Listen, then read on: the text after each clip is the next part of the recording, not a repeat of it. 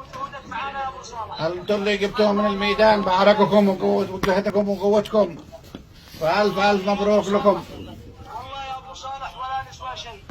ابو صالح لولا فضل الله وجهودك معنا ما حققنا شيء. الله يكرمكم، كلنا مكملين لبعض، وألف ألف مبروك. والشباب أوفوا ودوا اللي عليهم كامل، جابوا الدرجة الكاملة 100%، ونحن الباقي علينا، ورفعوا شأن اليمن وأسعدوا اليمنيين، واليوم كل اليمن تفرح وتسعد بفضل الله وفضل هذا الشباب وقيادتهم في الصلالة وفي البعثة.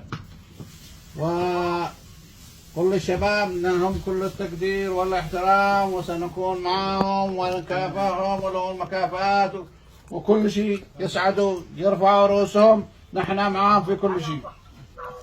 يا شباب يا شباب تعالوا كده يا شباب.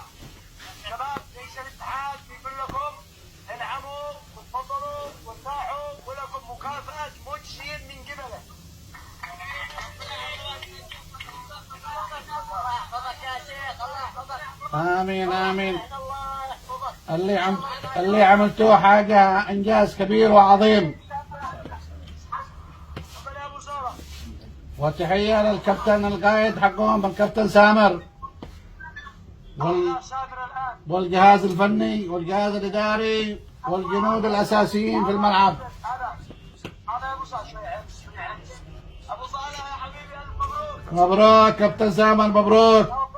هنيئا لك هذا الإنجاز، هنيئا لك هذا الفوز. الله يحفظك يا ابو صالح، الله يحفظك. أنت أداء وأدود الحمد لله، ما قصرت، قدت السفينة بنجاح. بذمتكم وجهودكم دائما. الله يحفظكم. المهم نحن سعيدين اليوم، والشعب اليمني كله سعيد بفضلكم، بفضل الله وفضلكم أنتم اللي تحتاجوا الشكر وتحتاجوا المكافأة وتحتاجوا الشكر وتحتاجوا التقدير. يا ابو صالح احنا وجودك عندنا اهم شيء، انت سبب الرياضه في اليمن.